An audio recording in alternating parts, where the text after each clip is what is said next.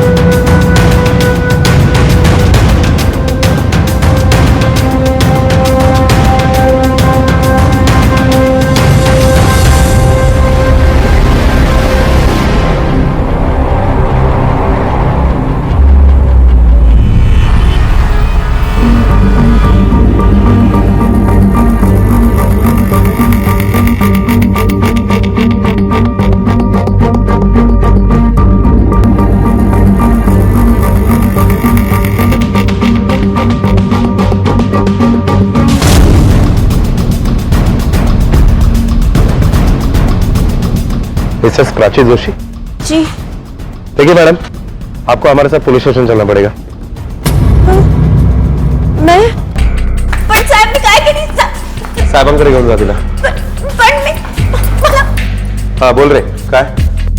Sir देखा आपने sir ये ढूंढने नहीं निकली है, ढूंढने का नाटक कर रही है। मुझे पक्का यकीन है कि अनन्या को इसी ने गायब किया है। बताइए प्राची जी, अनन्या कहाँ है? कहाँ छुपा रखा है आपने अपनी बच्ची को? मेरी बच्ची कल दोपहर से गायब है।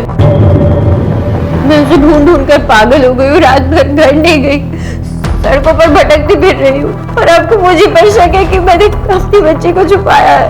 मेरी बच्ची है सर वो, मैं उसे क्यों गायब करूंगी? सर मैं 5 साल की बच्ची है सर, मेरी बहुत छोटी हो, ये जैसे ढूंढनी है मेरी सर। आपकी बेटी कल दोपहर से गायब है और आपने एक बार भी पुलिस में कंप्लेंट करने की नहीं सोची? इनफैक्ट आपने तो अपने हस्बैंड को भी उसके बारे में नहीं बताया। सर मैं इतना डर गई थी, इतना घबरा गई थी, मुझे कुछ समझ में नहीं आ रहा था मैं क्या करूं, तो मैं खुद ही उसे ढूंढने निकल गई। और मैंने सचिन को इसलिए नहीं बताया क्योंकि मुझे नहीं पता वो कैसे रिएक्ट करेंगे, तो मैंने कुछ सोचा नहीं, मैं बस उसे ढूंढने निकल गई सर, सच कह रही हूँ सर। तुम इतने यकीन से कैसे कह सकते हो कि इसी ने अनन्या को गायब किया? देखिए सर, बात यह है कि 3 दिन पहले मैंने प्राची को धमकी दी थी कि अगर वो नहीं सुधरी तो मैं अनन्या को बोर्डिंग स्कूल में डाल दूंगा। सर इसी धमकी को उसने शायद सीरियसली ले लिया और इससे पहले कि मैं अनन्या को कहीं दूर ले जाऊं, उसी ने अनन्या को गायब कर दिया। वो नहीं सुधरी इसका मतलब क्या है? सर प्राची एकदम पागल, एकदम लापरवाह टाइप की है सर। इसे कुछ पता नहीं है, कुछ समझ में नहीं आता।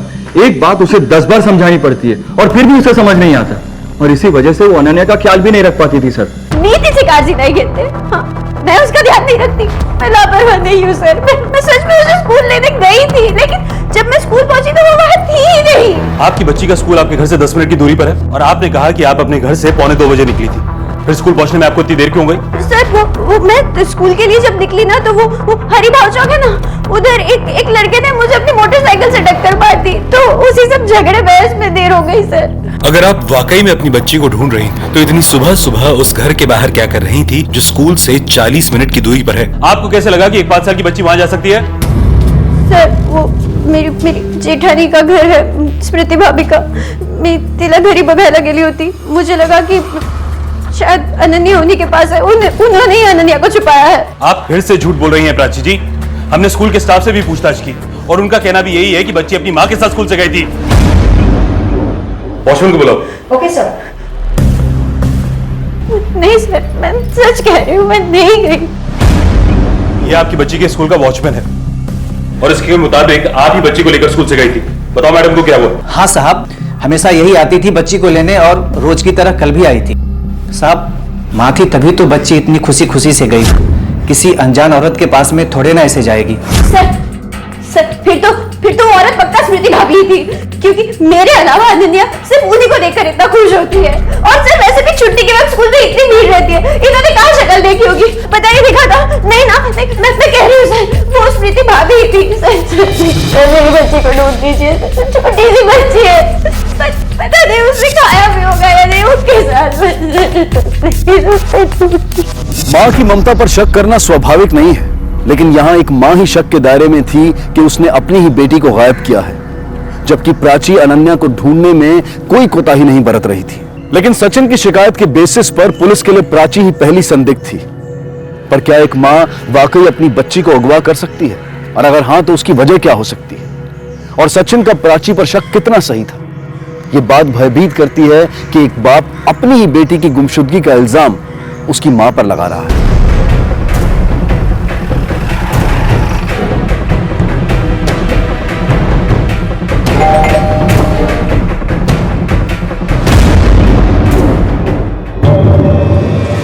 ये कैसी बातें कर रहे हो आप सर? अनन्या भतीजी है हमारी, प्यार करते हैं मुझसे।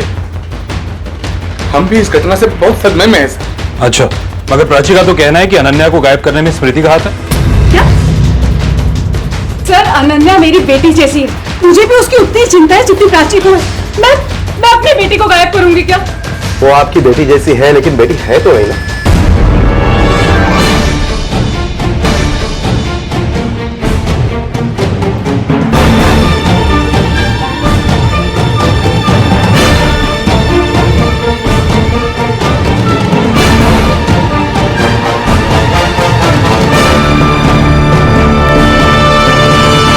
लगा रहे?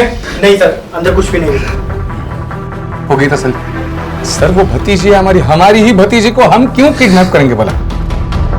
ठीक है, हम लोग चलते हैं। अगर हमें जरूरत पड़ी तो आपको थाने आना पड़ेगा। मम्मा, पुलिस हमारे घर क्यों आई है? कुछ नहीं बेटा, अंकल मिलने आए। और तू नीचे क्यों आया? चलो चल।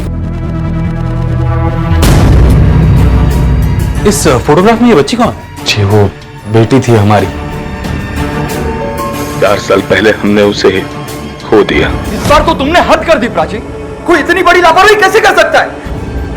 मैंने लापरवाही नहीं की, मुझे काही चूक नहीं। हो, तुझे काही चूक नहीं है, सारी गलती मेरी है। मैंने तुम्हें धमकी नहीं देनी चाहिए थी, सीधा अनन्या को यहाँ से लेकर जाना चाहिए था। क्यों जाना पाहिजे होता मला? सारी लापरवाही मेरी है। मैं ये कैसे भूल सकता हूँ कि 3 साल पहले भी तुम्हारी वजह मैंने जानबूझ के नहीं किया था। क्यों बार-बार मुझे उस बात का ताना मारते हो? मैं उसे बहुत प्यार करती थी।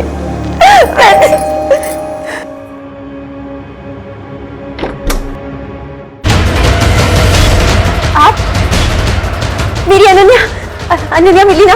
नहीं, अभी नहीं। पर आप लोग ये बताइए कि आपको ऐसा क्यों लगता है कि स्मृति ने आपकी बेटी को किडनैप किया? सर, मैं बताता हूँ कि ऐसा क्यों बोल रहे हैं। और सर, इसी वजह से मैं आज भी उनसे नजरें नहीं मिला पाता, हिम्मत ही नहीं होती है सर। और एक ये है जिसने सब कुछ किया और अपनी लापरवाही का इल्जाम स्मृति भाभी पर डाल दिया। तुम मेरी हर बात का गलत मतलब क्यों निकालते हो? मैं उन्हें दुखी नहीं करना चाहती, मैं तो बस अपनी बच्ची को वापस पाना चाहती हूँ। इंस्पेक्टर साहब, मेरी बच्ची को वापस ढूंढ दीजिए प्लीज। जैसे हमें पता चलेगा आपको जरूर बताएंगे। फिलहाल ये बताइए कि आप लोगों को किसी पर शक है? कोई एक ऐसा आदमी जिससे आपका कोई झगड़ा या दुश्मनी रही? नहीं सर, बिल्कुल नहीं। हम तो मिडिल क्लास लोग हैं सर। मतलब हमारी किसी से क्या दुश्मनी हो सकती है? किडनैपर्स का फिरौती के लिए कोई फोन आया? नहीं सर, कोई फोन नहीं आया। वैसे सर, मुझे नहीं लगता कि अनन्या का किडनैप फिरौती के पैसों के लिए हुआ है। हमसे किसी को क्या मिल सकता है sir? Sir please sir, please मेरी अनन्या को ढूंढ लीजिए। ठीक है, अगर कुछ प्रोग्रेस होती है तो हम आप लोगों को इन्फॉर्म करते हैं। तब तक अगर आपको कोई भी बात याद है, कोई भी ऐसी बात जो आपको लगता है कि हमें मालूम होनी चाहिए, तो हमें जरूर बताइएगा। ठीक है सर। सर, मुझे लगता है कि अनन्या को गायब करने के पीछे स्मृति का ही हाथ हो सकता है, क्योंकि प्राची की वजह से स्मृति की बेटी की जान गई थी। कुछ दिन तो वो चुप रही, लेकिन अपने बेटी को खोने का गम वो भुला नहीं पाई, और इसी वजह से बदला लेने के इरादे से उसने अनन्या को गायब किया हो। कदम ये कि सिर्फ रिवेंज का नहीं है, बल्कि उससे ज्यादा पेचीदा। अगर बच्ची का किडनैप हुआ है तो किडनैप करने वाले का कोई तो मकसद रहा होगा। अगर ये सचिन तो ऐसे बिहेव कर रहा है कि मानो उसका कोई लेना देना ही नहीं, सारा इल्जाम प्राची पर डालना चाहता है। चक्कर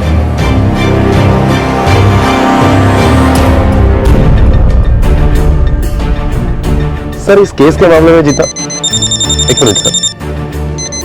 हेलो, हाँ क्या? ओके, हम लोग पहुंच रहे हैं। सर, कंट्रोल रूम से फोन था कि होलकरवाड़ी के तालाब के पास एक 5 साल की बच्ची की लाश मिली। होलकरवाड़ी की बीट पे कौन है? Sir, constable Sonawade. उसे फौरन वहां भेजो, होलकरवाड़ी तालाब की तरफ। सर इसने देखा था पहले। क्या हुआ यहाँ? साहब मैं इधर मच्छी पकड़ने आया था, तभी ये लाश देखा। कदम, सचिन और प्राची को बॉडी आइडेंटिफाई करने के लिए बुलाओ और बॉडी को पोस्टमार्टम के लिए भेज दो। Okay sir.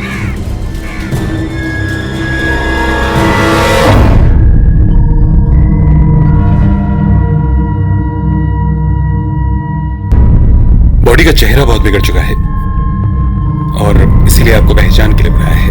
ये कपड़े हमें इस बच्ची की बॉडी पर मिले थे, पहचानते हो तुम इन्हें? मुझे इन कपड़ों के बारे में कुछ पता, पर ये मेरी अनन्या ही है। तो बेटा आगे बोलो। कदम, ये कपड़ों का चक्कर समझ में नहीं आया। अनन्या तो स्कूल के बाहर से गायब हुई थी ना, तो फिर इसे तो स्कूल यूनिफॉर्म में होना चाहिए। सर हो सकता है कि कातिल ने जानबूझकर स्कूल यूनिफॉर्म बदल दिया ताकि हम लोग गुमराह हो सके।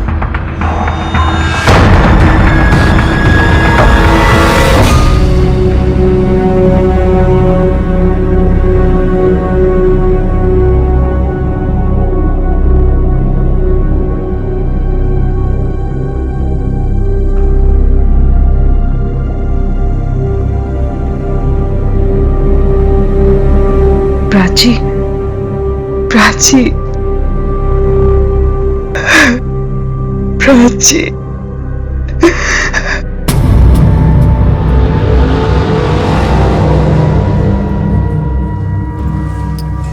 शौरभ, आज से तेरी एक नहीं दो माँ है। आज से तू प्राची काकी को भी माँ कहेगा।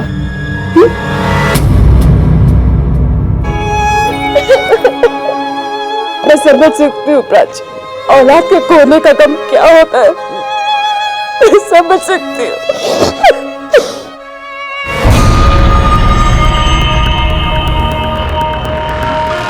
पापा क्यों नहीं आए? पापा कब आएंगे? ये विधि का विधान था या फिर किसी षड्यंत्र का हिस्सा, जहां अनन्या जिंदा थी पर माता पिता ने किसी दूसरी ही मृत बच्ची को अपना बता दिया था। कौन थी वो बच्ची और कहां थी अनन्या? अनन्या की हालत को देखकर ऐसा लग नहीं रहा था कि वो जरा सी भी तकलीफ में है। अपहरणकर्ता ने उसे इतना संभाल कर क्यों रखा था? कहीं इस अपहरण के पीछे माँ बाप का ही हाथ तो नहीं था?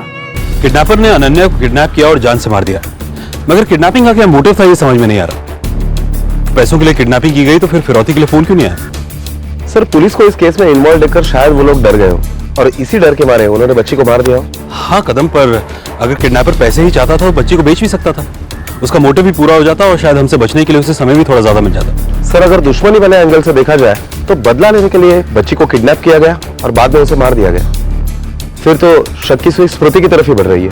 हाँ कदम, पर मुझे लगता है कि सचिन और प्राची हमसे पूरा सच नहीं बोल रहे और विजय और स्मृति भी हमसे कुछ छुपा रहे हैं। एक काम करो, अपना एक आदमी सिविल ड्रेस में इन पर नजर रखने के लिए लगा दो। Okay sir.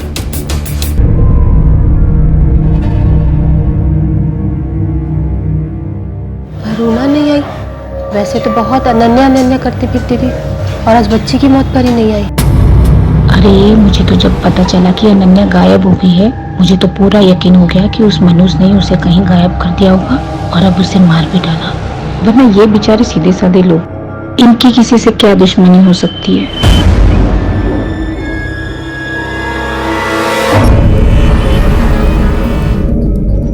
अरे मुझे तो जब पता चला कि अनन्या गायब हो गई है, मुझे तो पूरा यकीन हो गया कि उस मनुष्य ने उसे कहीं गायब कर दिया होगा और अब उसे मार भी डाला।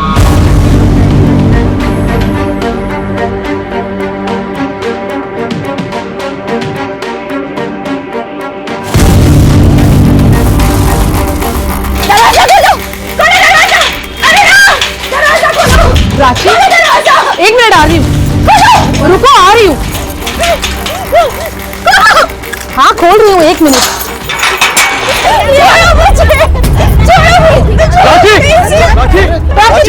प्राची संभालो अपने आप को। क्या कर रही हो तुम? पागल हो गई हो? चुप, एकदम चुप। अरुणा, इसकी तरफ से मैं तुमसे माफी मांगता हूँ। सदमे में है।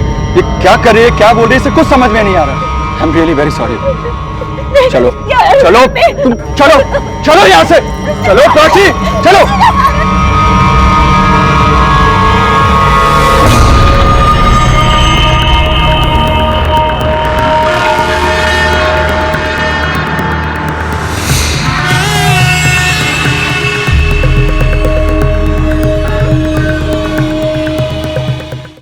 प्राची के घर के बाहर जो हवलदार हमने तैनात करके रखा है, उसने खबर दी कि कल रात को प्राची और उसकी पड़ोसन अरुणा, इन दोनों के बीच में काफी मारपिटाई हुई। प्राची ने तो अरुणा के ऊपर यह भी इल्जाम लगाया कि प्राची के बच्चे को उसी ने मारा है। सर, हवलदार ने हमें यह भी बताया कि यह अरुणा जो है वो अकेली रहती है, उसे बच्चा नहीं हो रहा है, इसलिए उसके पति ने उसे छोड़ दिया है। हो सकता है कि प्राची का शक सही हो। अरुणा ने अपने बच्चे की कमी को पूरा करने के लिए अनन्या को किडनैप किया हो और उसके बाद इस डर से कि पुलिस उस तक ना पहुंच जाए बच्चे की जान ले रही हो। मगर इसका उल्टा भी हो सकता है कदम। हो सकता है कि प्राची अरुणा के बच्चे के ना होने का फायदा उठा रही हो और अपना शक उस पर जता रही हो ताकि वो खुद बच सके। क्योंकि अगर अरुणा पर उसे पहले से ही शक था तो उसने हमें पहले क्यों नहीं बताया। और इस प्राची के बारे में मैंने एक बात और नोटिस की है, ये बार बार अपना बयान बदलती रहती है, कंफ्यूज रहती है और लोगों की हाँ में हाँ मिलाती जाती है। एक काम करो कदम, उस मोटरसाइकिल एक्सीडेंट के बारे में पता करो कि वो वाकई में हुआ भी था या नहीं, जिसके बारे में प्राची ने हमें बताया था। सर, मैंने सीसीटीवी फुटेज चेक किया। पुलिस ने मोटरसाइकिल से हुए एक्सीडेंट का सच जानने की ठान से पूछताछ करने का फैसला किया। इसका मतलब प्राची सच बोल रही है। कहीं ऐसा तो नहीं कदम कि अरुणा के बारे में भी उसका शक सही हो सकता है।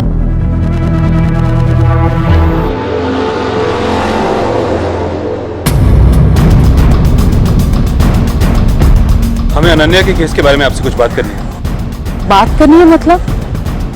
आपने प्राची की बातों को सच मान लिया? उसने बेवजह मुझ पर इल्जाम लगाया और आप पूछताछ करने आ गए? इसमें इतना हैरान होने की कोई बात नहीं, ये हमारा काम है और हम सिर्फ पूछताछ करने आए, कोई इल्जाम तय करने नहीं आए। ठीक है, आइए। अरुणा जी, जिस वक्त अनन्या किडनैप हुई उस वक्त आप कहां थी?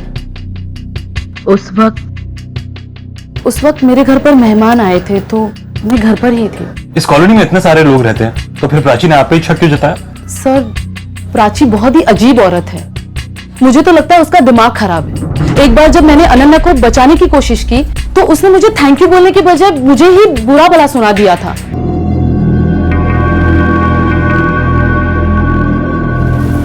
तुम क्या कर रहे हो मेरे घर में? मेरी बच्ची का हाथ जला दिया। अरे प्राची, मैंने तो उसे बचा लिया, वरना वो पूरी जल जाती। हाँ, तुम तो चाहोगी कि मेरी बच्ची जल जाए। तुम्हारी अपनी औलाद नहीं है तो तुम दूसरों के बच्चों के साथ बुरा करोगी। मनहूस हो तुम, मनहूस। निकल जाओ मेरे घर से, और आज के बाद मेरी बच्ची के आसपास भटकना भी मत। निकलो यहाँ से। सर, मैं बच्चा नहीं पैदा कर सकती, इसीलिए सब लोग मुझे मनहूस कहते हैं। इसीलिए मेरे पति ने भी मुझे छोड़ दिया। लेकिन सर, मैं बच्चों से बहुत प्यार करती हूँ। मैं बच्चों को तकलीफ पहुंचाने के बारे में सोच भी नहीं सकती। उस दिन जो भी गलतफहमी हुई उसके बाद प्राची ने मुझे कभी नहीं समझा। शायद इसी वजह से उसने मुझ पर इल्जाम लगाया। तो आप कहना चाहती हैं कि प्राची झूठ बोल रही है? सर, अब मैं क्या कहूँ, उसकी भी कोई गलती नहीं है। वो ऐसे इसलिए क्योंकि उसका पति उसको ऐसे ट्रीट करता है। वो हमेशा डरी हुई रहती है। उसका पति हमेशा उसमें गलतियां निकालता रहता है, उसे डराता रहता है, चिल्लाता रहता है। शायद इसीलिए वो कुछ भी करती है, कुछ भी कहती है।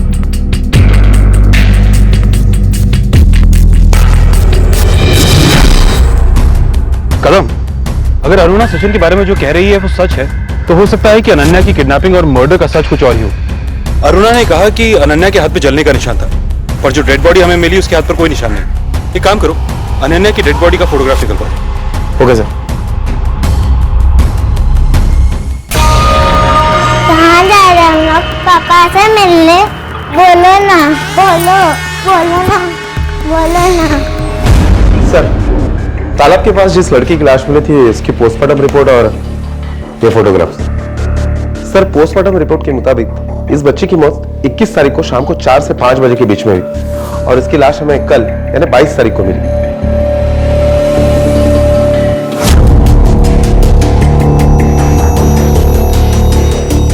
तुम्हारा शक सही था कदम, बच्चे के हाथ पे जलने का कोई निशान नहीं है और ना ही इसके बारे में पोस्टमार्टम की रिपोर्ट में कोई जिक्र है। एक काम करो, इन दिनों में आसपास के एरिया में जितने भी बच्चों की मिसिंग कंप्लेंट्स दर्ज हुई हैं उनके माँ बाप को शिनाख्त के लिए बुलाओ। Okay sir.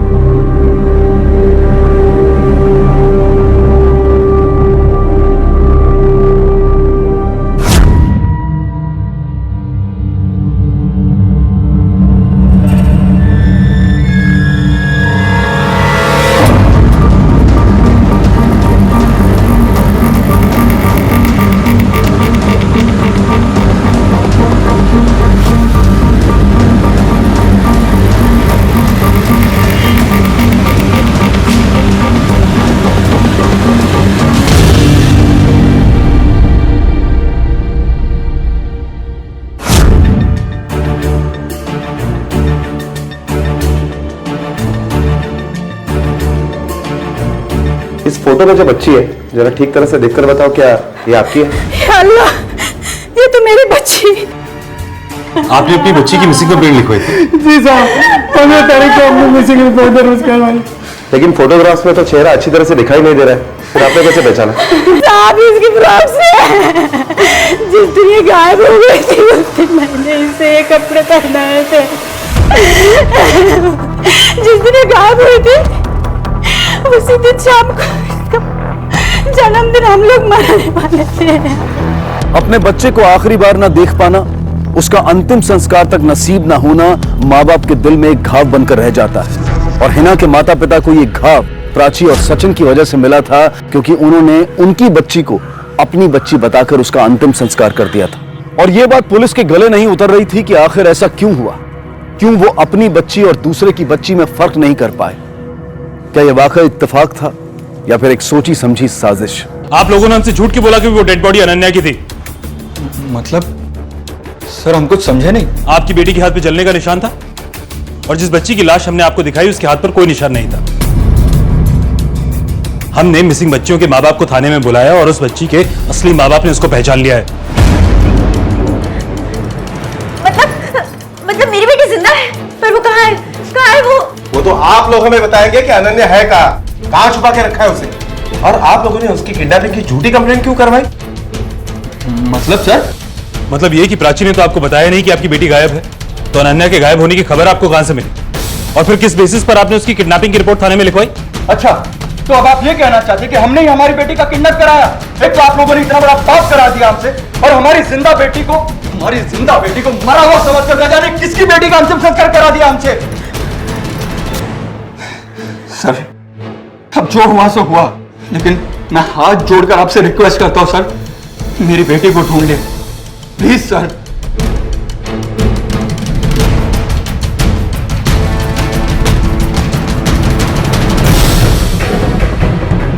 सर मुझे लगता है कि अनन्या के गायब होने में सचिन का हाथ हो सकता है।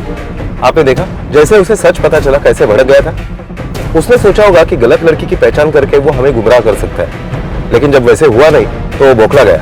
हो सकता है प्राची पर तो उसे पहले से ही भरोसा नहीं था कि वो अनन्या का ख्याल रख सकती। इस बात की धमकी भी दी थी उसने प्राची को। सर मुझे तो लगता है कि वो प्राची के ऊपर भी जानबूझकर इल्जाम लगा रहा है ताकि उसके ऊपर कोई शक ना कर सके। एक काम करो कदम, सचिन के कॉल रिकॉर्ड्स और उसका मोबाइल फोन लोकेशन निकलवाओ। देखते हैं कि जिस दिन बच्ची किडनैप हुई उस दिन ये कहां था और क्या कर रहा था। Okay sir. सर सचिन के call records. Sir Sachin Joshi के कॉल रिकॉर्ड से पता चलता है कि पिछले 2 हफ्तों से सचिन की इस पर्टिकुलर नंबर पर काफी बार बात हुई है। किसका नंबर है ये? सर इसी एरिया का एक छोटा सा कॉन्ट्रैक्टर है, कंस्ट्रक्शन की आड़ में पैसे वसूली का काम करता है। कई बार जबरन वसूली की केस में अंदर भी जा चुका है। सर खबरों से पता चला है कि राजू और सचिन के बीच में 2 हफ्ते पहले किसी बात को लेकर बहुत बड़ा झगड़ा हुआ था। सर कहीं ऐसा तो नहीं कि सचिन से बदला लेने के लिए उसने अनन्या को गायब किया हो? कदम अगर ऐसा होता तो सचिन का पहला शक राजू पर ही जाता ना, और हमारे बार बार पूछने पे भी उसने राजू का नाम नहीं लिया। या हो सकता है कि उसने जानबूझकर राजू का नाम छुपाया हो। ये सचिन ना हमसे जरूर कुछ ना कुछ छुपा रहा है। कदम वो राजू को कैसे जानता है? राजू? कौन राजू सर? ये तेरे कॉल रिकॉर्ड्स हैं और इसमें राजू का नंबर भी है। बोल, अभी बोल कि जानता नहीं है राजू कौन है? ऐसी बात कर रहा था उस नंबर पे। देख सचिन, सच सच बोल, नहीं तो अनन्या की किडनैपिंग के केस में और पुलिस को गुमराह करने के केस में अंदर डाल दूंगा तुझे, समझा? मैं बताता हूँ सर। सर मुझे सच में नहीं पता था कि राजू ने अनन्या को किडनैप कर लिया है सर। खरंच सांगतो साहेब, मला खरंच नव्हतं माहिती साहेब। मुझे तो तब पता चला जब वो राजू ने मुझे फिरौती के पैसों के लिए कॉल किया। ए सुन, तुझे अगर अपनी बेटी जिंदा वापस चाहिए ना तो 5 लाख का इंतजाम कर, समझा? और हाँ, अगर पुलिस के बारे में सोचा भी तो बेटी इंस्टॉलमेंट पे मिलेगी, समझा? मैं पैसे कहाँ से देता सर? कहाँ से देता? मेरे पास पैसे है ही नहीं। तो ये बात तूने हमें पहले क्यों नहीं बताई? राजू है ना, बहुत बड़ा गुंडा है, वो कुछ भी कर सकता है सर, कुछ भी कर सकता है। मुझे डर था कि कहीं वो मेरी बच्ची को नुकसान ना पहुंचाए, सिर्फ इसीलिए मैं उससे फोन पर बात करता था और अनन्या को छोड़ने के लिए रिक्वेस्ट कर रहा था सर। सिर्फ इसीलिए बात करता था मैं। मगर जिस दिन तूने डेड बॉडी को आइडेंटिफाई किया था उस दिन भी तूने हमें राजू के बारे में नहीं बताया, क्यों? हाँ तो मैंने नहीं लिया था क्योंकि मुझे यही डर था कि कहीं मैं आप लोगों को सच्चाई बता दूंगा तो वो राजू मेरी बच्ची को नुकसान पहुंचाएगा सर, और इसीलिए उसके बाद भी मैं उससे फोन के कांटेक्ट में रहा। तो सर पिछले 3-4 दिनों से वो मेरा फोन नहीं उठा रहा सर। मैं आप लोगों को सब कुछ सच बता दिया है सर, सब कुछ सच बता दिया है। प्लीज सर, प्लीज मेरी बच्ची को ढूंढ लो।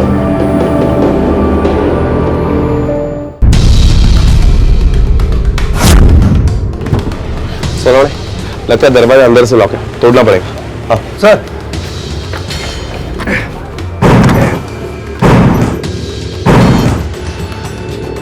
लाइट्स ऑन करा।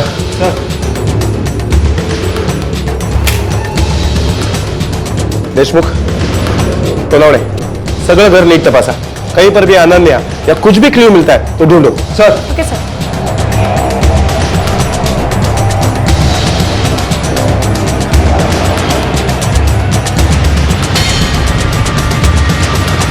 कुछ मिला? नहीं सर, हमने सर्च किया, कुछ नहीं मिला। हेलो साहब। हाँ हाँ सर, सब राजू तांबे कुंते चौक में बार के बाहर खड़ा है।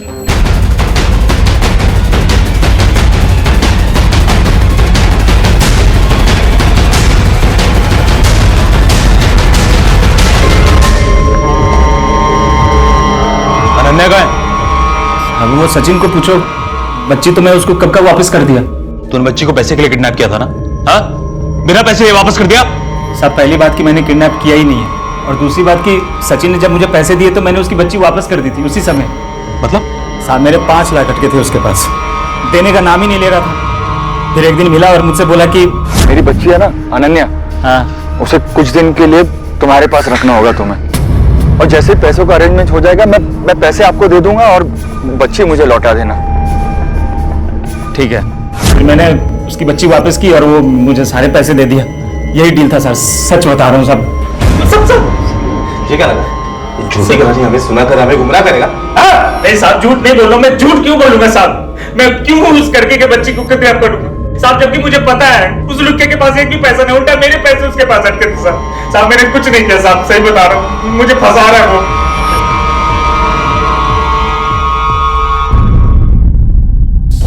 सर आप कैसी बातें कर रहे हो? ये राजू तो गुंडा है। क्या आपको सच में ऐसा लगता है कि मैं अपनी 5 साल की मासूम बच्ची को राजू जैसे गुंडे को दूंगा? हाँ, हमें ऐसा लगता है, क्योंकि तुम अनन्या को प्राची से दूर करना चाहते थे। हाँ सर, अगर मैं ऐसा करना भी चाहता था तो मैं अनन्या को कहीं और रख सकता था, राजू को क्यों दूंगा सर? राजू का कहना है कि सचिन ने खुद अपनी बेटी को किडनैप कराया, जबकि सचिन कह रहा है कि पैसों के लिए राजू ने अनन्या को किडनैप किया। अब इन दोनों में से एक आदमी तो जरूर झूठ बोल रहा है, मगर पता नहीं कौन। और इन दोनों के अलावा एक और कड़ी है, वो औरत जिसने अनन्या को स्कूल से पिक किया। वो औरत कौन हो सकती है? सर कदाचित ती प्राची पण असू शकते। प्राची और सचिन ने मिलकर यह सारा ड्रामा किया होगा, क्योंकि राजू के बयान के मुताबिक उससे सचिन से 5 लाख रुपए लेने थे, जो कि सचिन दे नहीं पा रहा था, और इसीलिए ये सारा किडनैपिंग का ड्रामा इन दोनों ने रचाया और उसमें राजू को फंसाने की कोशिश की, ताकि वो राजू को 5 लाख रुपए देने से बच जाए। और कदम, सचिन तो ऑलरेडी हमें बेगाने की कोशिश कर चुका है। अब प्राची ये तो कंफ्यूज रहती है, खुद कुछ कर पाना इसके बस की बात नहीं। हाँ, विजय और स्मृति के पास किडनैपिंग का मकसद जरूर है। हो सकता है कि बदले की भावना से इन्होंने अनन्या को किडनैप किया, पर इन सब लोगों के बयान में अभी तक ये पता नहीं चल पाया है कि ये सच बोल रहे हैं या गलत। पर ये अरुणा वो औरत हो सकती है जिसने अनन्या को स्कूल से पिक किया। इसका खुद का कोई बच्चा नहीं है और बच्चे इसकी कमजोरी है। अरुणा जी, आपने कहा उस दिन आपके यहाँ मेहमान आए थे, राइट? जान सकता हूं कौन थे वो? मतलब ये कि हम जानना चाहते हैं वाकई में आपके यहाँ उस दिन कोई मेहमान आया था कि नहीं। कदम, इनसे उन सबका नंबर लो और पता करो कि इनके यहाँ उस दिन कोई आया था कि नहीं। अरे सर, मैं क्या बोल रही हूँ, आप उस दिन कहीं नहीं गई थी। आप अनन्या के स्कूल के बाहर थी और सचिन के साथ मिलकर अनन्या को आप ही ने किडनैप किया है। नहीं सर ऐसा कुछ भी नहीं है। आप अब भी झूठ बोल रही हैं? मैं झूठ नहीं बोल रही हूँ, लेकिन मैं सच नहीं बोल सकती। अच्छा, देशमुख मैडम, बिठाइए नीचे, अभी लॉकअप में ही सच बोलेंगी। अरे एक मिनट छोड़िए सर, मैं सच बताती हूँ, मैं सच बोलती हूँ। उस दिन मैं मिस्टर मेहरा के साथ थी, वो यहीं पास में रहते हैं। काफी टाइम से उनका और मेरा अफेयर चल रहा है। ये बात उनकी बीवी को नहीं पता, इसीलिए मैंने आपको भी नहीं बताया। बाकी बाकी मैं सब सच बोल रही हूँ, मेरा और सचिन का कोई लेना देना नहीं है। अगर अरुणा का उस केसी को लेना देना नहीं है तो फिर वो औरत कौन थी जिसने उस बच्ची को स्कूल से पिक किया? कदम, इस केस की कोई एक ऐसी कड़ी है जो अभी तक हमारे सामने नहीं आई है या अभी तक हम उसे पकड़ नहीं पा रहे हैं।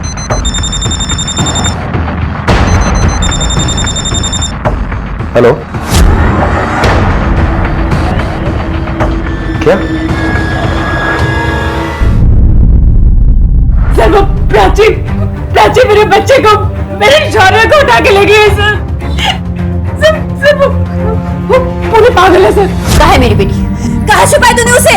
प्राची, पहले तो चिल्लाओ मत, शांति से बात करो। आओ बैठो। मुझे नहीं कोई बात शांति से बात करनी। मेरी बच्ची को गायब करके मुझे क्या दे रही है? मुझे पता है तू नहीं छुपाया, उसे पता कहाँ है वो? प्राची, तूने फिर वही बकवास शुरू कर दी। तू पागल हो गई है क्या? तो पागल हो गई हूँ। बता मेरी बच्ची को कहाँ छुपाया है? प्राची, मैं सच कह रही हूँ, मुझे नहीं पता अनन्या कहाँ है। अच्छा, तुझे नहीं पता कहाँ है तो मैं सर, इससे पहले कि वो मेरे शौर्य को कोई नुकसान पहुंचाए, आप प्लीज उसे ढूंढ लीजिए, उसे पकड़ लीजिए, मेरे शौर्य को बचा लीजिए। वो औरत वाकई पागल औरत है सर। प्लीज हमारे बेटे को बचा लीजिए। अनन्या के अपहरण और गलत बच्ची की पहचान से होता हुआ ये केस अब शौर्य के अपहरण तक आ पहुंचा था। अनन्या के अपहरण में प्राची सबसे पहली संदिग्ध थी और चूंकि पुलिस को इस बात का अंदाजा था कि प्राची मानसिक रूप से स्थिर नहीं थी, तो शायद अपनी इसी अस्थिरता की वजह से उसने शौर्य का भी अपहरण कर लिया था। पर सवाल यह था कि प्राची खुद अनन्या का अपहरण करके पुलिस को गुमराह क्यों करेगी, और अगर अनन्या उसी के पास थी तो उसे अब शौर्य का अपहरण करने की क्या जरूरत थी, जिसे आज तक लोग एक हादसा समझ रहे थे। कदम, ये प्राची और शौर्य के बारे में कुछ पता नहीं चला ना?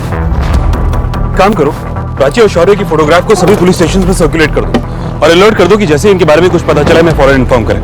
और हाँ, ये भी पता करो कि प्राची को सपोर्ट कौन कर रहा है। Okay sir.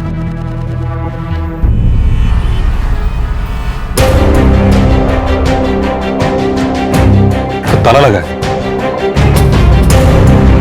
उससे पूछता हूं। सुनिए, ये अरुणा कहाँ गई है? ये तो नहीं पता हमें, लेकिन जाते हुए देखा था उसे। काफी जल्दी में लग रही थी और फोन पे भी बात कर रही थी कि तुम पहुंचो मैं आती हूँ। कहाँ गई वो? शिवाजी नगर में उसके पिताजी रहते हैं, शायद वहीं गई होगी। Thank you.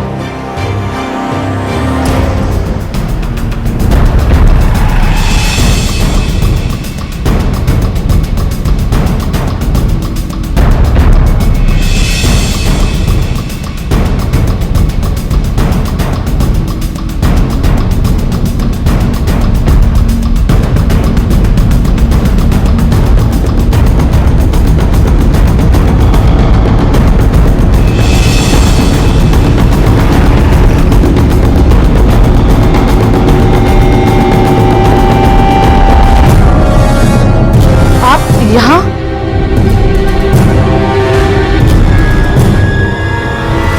अरे मैडम,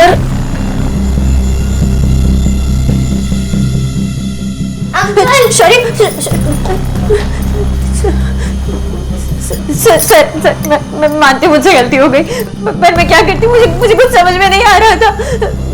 जब मुझे कुछ सूझा नहीं तो मैं शौर्य को अपने साथ ले आई, ये सोच के कम से कम अब तो स्मृति भाभी मुझे मेरी बेटी वापस कर देगी। मैं सोच रही, मेरा इरादा शौर्य को नुकसान पहुंचाने का नहीं था, मैं तो बस अपनी बेटी को वापस लेना चाहती हूँ। पर आपको कैसे पता कि अनन्या स्मृति के पास है? सर, क्योंकि मैंने अपने कानों से अपने पति को उनके भैया से बात करते सुना था। अरे नहीं नहीं दादा, आप मेरी बात समझो। आप अनन्या को एक हफ्ते बाद ले जाना, तब तक ये किडनैपिंग का मामला भी थोड़ा ठंडा हो जाएगा। और आप अभी लेकर गए तो पुलिस को सीधा आप पर ही शक होगा। और वैसे भी ये प्राची ने स्मृति भाभी का नाम ले लिया पुलिस के सामने। हाँ दादा, हाँ।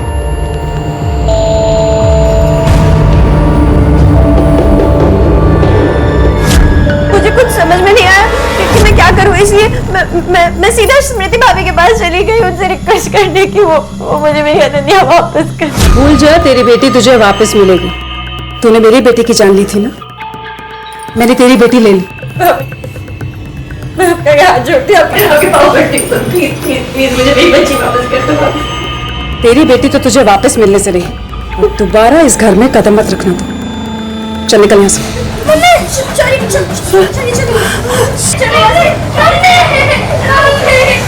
मुझे कुछ समझ नहीं आ रहा था, मैं क्या कर रही हूँ, मैं क्यों कर रही हूँ? मैंने अरुणा दीदी को फोन किया, इनके कहने पे मैं शौर्य को लेकर यहाँ पे आ गई।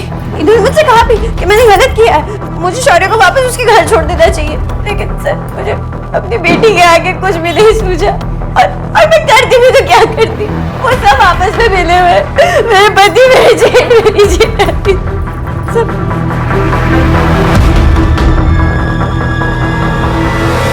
हाँ सर, प्राची सच बोल रही है। अनन्या दादा और बहनी के पास ही है। मेरे ऊपर राजू का 5 लाख का कर्जा था, जिसके लिए वो मुझे धमकी दे रहा था। दादा के पास पैसे थे और मैंने दादा से मांगे भी, लेकिन उन्होंने मेरे सामने एक शर्त रख दी, अगर अनन्या को मैं उनको दे दूंगा तभी वो मुझे पैसे देंगे।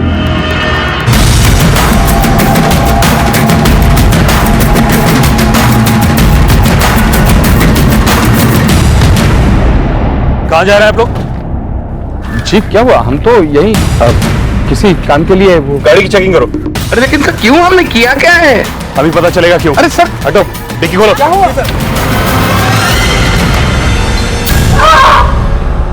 मैंने मारा है नदिया को।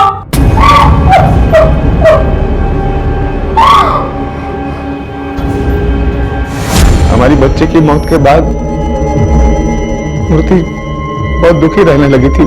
मैंने सोचा कि अगर स्मृति प्रीति को भी अपने बच्चे के लिए तड़पती हुई रोती हुई देखे तो शायद वो ठीक हो जाएगी, कुछ सुधार हो जाएगा। पहले प्राची ने मेरी बच्ची की जान ले ली और अब मेरे शौर्य को मुझसे छीन लिया। मैं उसे सबक सिखाना चाहती थी, बताना चाहती थी कि औलाद को खोने का काम क्या होता है।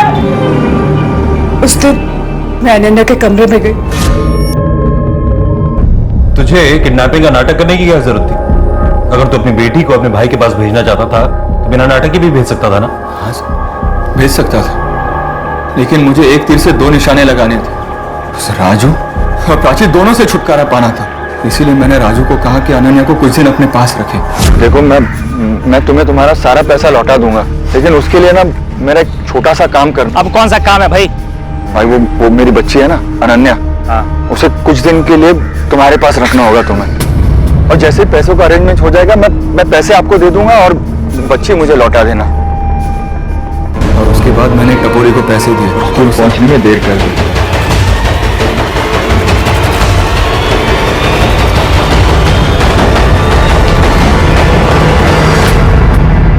उसके बाद मैंने स्मृति वहिनी को अनन्या को स्कूल से लाने के लिए भेजा।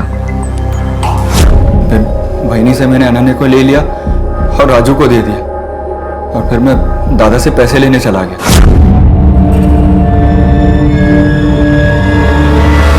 वो पैसे मैंने राजू को दिए और अनन्या को वहां से छुड़ा लिया। सब मैं जानता था कि अनन्या दादा और बहनी के पास ज्यादा सेफ रहेगी और उससे अच्छी जिंदगी भी मिलेगी। सेफ? जिन लोगों के पास तूने अपनी बेटी को सेफ रखने के लिए छोड़ा था ना, उन लोगों ने तेरी बेटी की जान ले ली है। अनन्या अब जिंदा नहीं है। गुनाह और गुनहगारों की पहचान हो चुकी थी। सचिन, विजय और स्मृति इस वक्त न्यायिक हिरासत में है। प्राची इस परिवार में अकेली बची थी जिसने अपने आंसू पी लिए थे, और शौर्य को उसने अपनी ममता के आंचल से ढक लिया था, इस बात को भूलते हुए कि उसी के माता पिता अनन्या के कातिल हैं। पति पत्नी का रिश्ता एक दूसरे की कमियों को ढकते हुए, दूर करते हुए, एक दूसरे का सहारा बनकर उस रिश्ते को मजबूत बनाना होता है। लेकिन सचिन ने प्राची के साथ बिल्कुल इसके विपरीत व्यवहार किया। 7 जन्मों का बंधन, सुरक्षा और सम्मान देने की कस्में खाकर उसने प्राची को अपनी अर्धांगिनी बनाया, लेकिन उस पर विश्वास करना तो दूर, बल्कि उसके आत्मविश्वास को भी बार बार उसमें कमियां निकालकर तार तार कर दिया। यहां तक कि प्राची अपना सच कहने से भी घबराती थी। यह सही नहीं है कि हर किसी को शक की निगाह से देखा जाए, लेकिन यह भी जरूरी है कि अपने आसपास और अपने साथ के लोगों की नीयत और गतिविधियों पर नजर रखी जाए, वरना अनहोनी कब हमें अपना शिकार बना लेगी ये कहना मुश्किल है। देखते हैं हमारे आज के एपिसोड की दूसरी कहानी।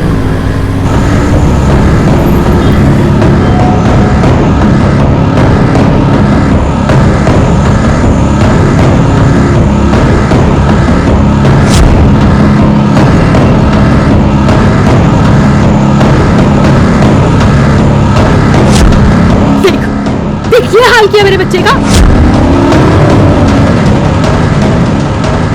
जवाब दे। हाथ छोड़ो मेरा, मैंने कहा हाथ छोड़ो। छोड़े? मुझे देखिए तो पहले हुआ क्या। मेरे बच्चे को मारा है तुम लोगों ने। अरे पेट में मामूली दर्द था उसके, कहा मामूली इन्फेक्शन है, ठीक हो जाएगा। फिर कहा ठीक हो गया, घर ले जाओ। घर लेके गई, 2 घंटे अच्छा रहा, उसके बाद उसने दम तोड़ दिया। लेकिन तुमने मारा है मेरे बेटे को, तुमने। इम्पॉसिबल, ऐसा हो ही नहीं सकता, आपको गलतफहमी हुई है। छोड़ो मुझे। अरे चुप चुप चुप चुप, शांत हो जाओ। सबके सब डॉक्टर चोर है, पूरा डिपार्टमेंट चोर है। मेरे आदि की जान ले ली तुम लोगों ने। कातिल है तू भी, और तेरी जो डॉक्टर है वो भी।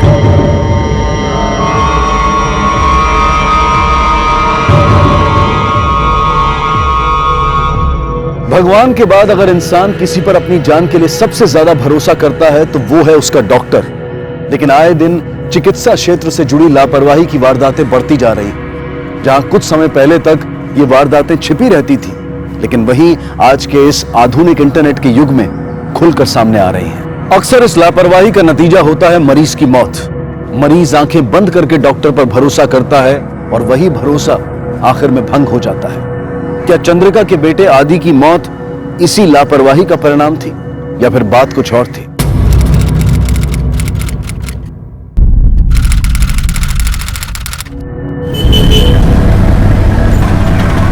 फोन करके बोलते कि मैं नहीं आ पाऊंगी, और डॉक्टर जो पूनम है उसमें दिमाग नाम की कोई चीज है कि नहीं? आप डॉक्टर पूनम को क्यों गालियां दे रही हो? माँ मैं खुद जा रही हूँ, उन्होंने मुझे नहीं बुलाया।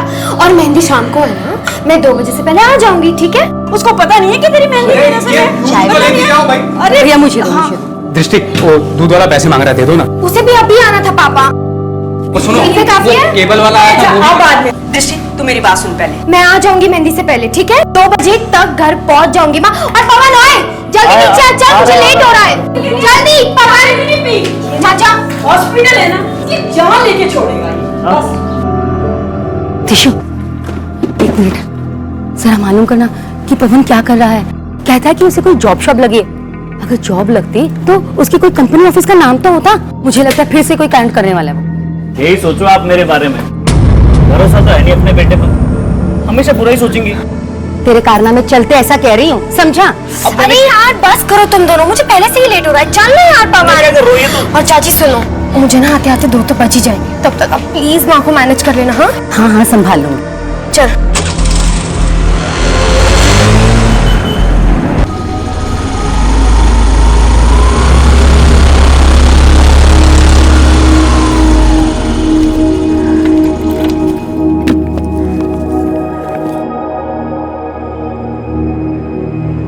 अच्छा मैम आ गई क्या? नहीं दृष्टि, तुम आज भी हॉस्पिटल आई हो? तुम्हारी तो आज मेहंदी थी ना? मैम आपसे ही तो सीखा है, पहले काम बाकी सब बाद में। और दोपहर तक चली जाऊंगी मैं घर। गुड।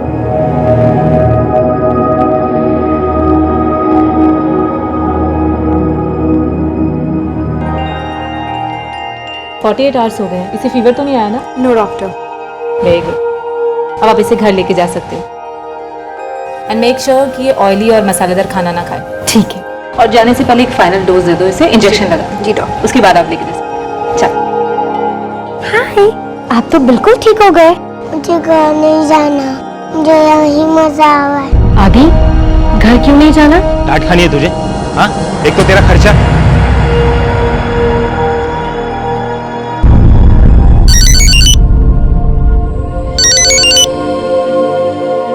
हाँ माँ बोलो। निकली तू कि अभी भी वही है? बस माँ निकल ही रही हूँ। मतलब अभी तक वो वही है? अरे बात सुन मेरी। माँ रिलैक्स रिलैक्स, तुम फोन नहीं रखोगे तो कपड़े कैसे चेंज करूंगी? मेरे बच्चे को मारा है तुम लोगों ने। अरे पेट में मामूली दर्द था उसके। माँ मैं तुझे बाद में फोन करती हूँ। मंजू घर लेके गई, 2 घंटे अच्छा रहा, लेकिन तुमने मारा है मेरे बेटे को, तुमने। जाओ! कहते हैं कि इस दुनिया में अपनी औलाद को खोने से बड़ा दुख और कोई नहीं होता है।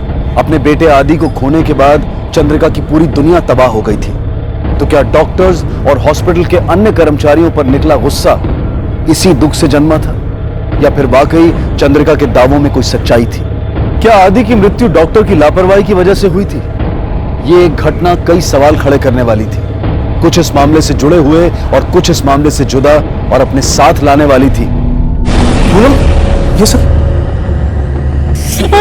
You alright? क्या हुआ? मुझे सिक्योरिटी गार्ड ने बताया। किसने किया ये? Don't ask. I lost a patient. Patient? Little boy Adi. देखिए, हम बॉडी को पोस्टमार्टम के लिए भेजेंगे ताकि इन्वेस्टिगेशन हो सके। सिंह, इनको अंदर लेके जाओ, रिपोर्ट लिखवाओ। आप भी जाइए। और आप लोगों ने भीड़ क्या लगाई है? चलिए यहां से।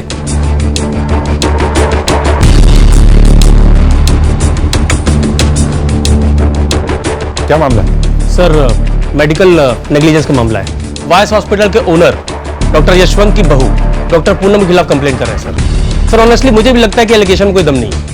ये तो खैर पोस्टमार्टम से पता चल जाएगा, लेकिन तुम फॉलो अप करते रहो। Okay sir, I will update.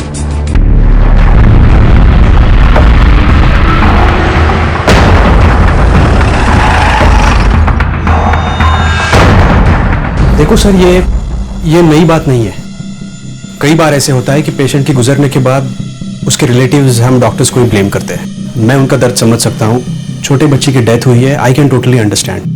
लेकिन मैं पूरे एश्योरेंस के साथ कह सकता हूँ सर कि ये हमारी कोई नेग्लिजेंस नहीं है। आपकी वाइफ डॉक्टर पूनम से बात करनी थी। मैंने उसको घर भेज दिया सर। बहुत डिस्टर्ब थी, डरी हुई थी।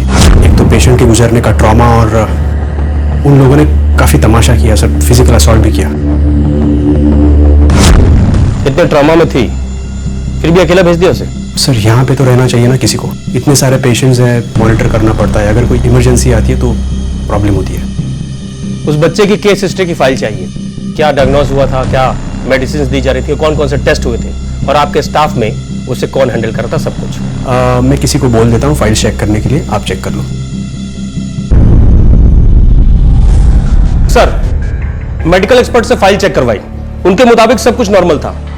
दवाइयां भी सिम्टम के हिसाब से ही प्रिस्क्राइब की गई थी, और ऐसा भी नहीं कि स्टाफ चेंज हुआ। कोई दृष्टि नाम की नर्स है जो शुरू से हैंडल कर रही थी। सर मुझे लगता है कि पोस्टमार्टम रिपोर्ट आने के बाद ही कुछ पता चलेगा। डॉक्टर से कोई बात हुई? डॉक्टर पूनम घर जा चुकी थी।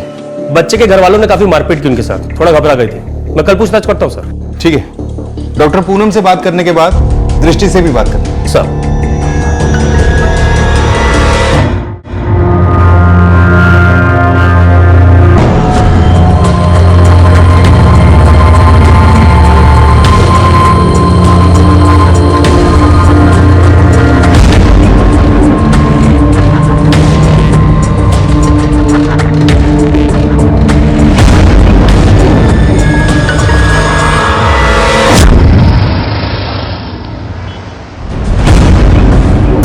मुझे एक कंप्लेंट लिखवानी है। क्या हुआ? बैठी, बैठ के बात कर।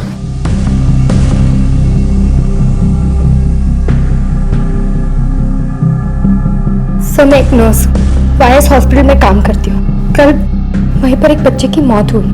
उसके माँ और उसके मामा ने बहुत बड़ा बखेड़ा क्रिएट किया और धमका कर गए।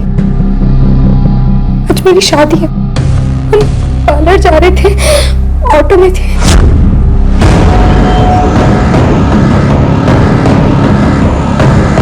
वायस हॉस्पिटल, ये वही ना डॉक्टर पूनम कुमार केस वाला? जी। दृष्टि, वो बच्चा जिसकी मौत हुई वो तुम्हारी ही देखरेख में था ना? तुम्ही ने दवाई दी थी उसको? जी सर। अच्छा, वो दवाई डॉक्टर ने खुद बताई थी तुमको? जी सर, हम खुद से मेडिसिन नहीं दे सकते पेशेंट को। कहीं वो बच्चा तुम्हारी ही गलती की वजह से तो नहीं मरा, या डॉक्टर से दवाई लेबल करने में या प्रेस्क्राइब करने में गलती हुई? नो सर, उसे मेडिसिन देने के बाद वो ठीक हो गया था, वो घर चला गया था। शायद वहीं जाने के बाद कुछ हुआ होगा, उसके पेरेंट्स ने कुछ किया होगा। वो लोग ऐसा क्यों करेंगे? सर, शायद पैसों के लिए। उसकी माँ और मामा ही फ्रॉड है। जब बच्चे को एडमिट किया था उसके बाद मैंने उनको बात करते हुए सुना था। ये लो। क्या है? इसके बिल। इतने पैसे कहाँ से लाऊंगी मैं? अरे ये लड़का तो जान लेके रहेगा मेरी। इसकी पढ़ाई लिखाई, खाना खेलना, सब चीजें, और अब ये बीमारी। कहाँ से लाऊं इतने पैसे? अच्छा होता अगर ये मर जाता। जब वो डॉक्टर पूनम पे इल्जाम लगा रहे थे तभी मैंने उन्हें बता दिया था कि मैं ये सारी बातें पुलिस को बता दूंगी। ये तो डॉक्टर पूनम पर इल्जाम वगैरह लगा रही है ना, सब बंद कर दे। उनकी कोई गलती नहीं है, और अगर ये सब बंद नहीं किया ना तो ध्यान रख, तेरे बारे में जो मैं जानती हूँ ना सबको बता दूंगी। सच तो वैसे भी सामने आ जाएगा। देखते हैं कौन क्या छुपा रहा है। इनकी डिटेल्स ले लो।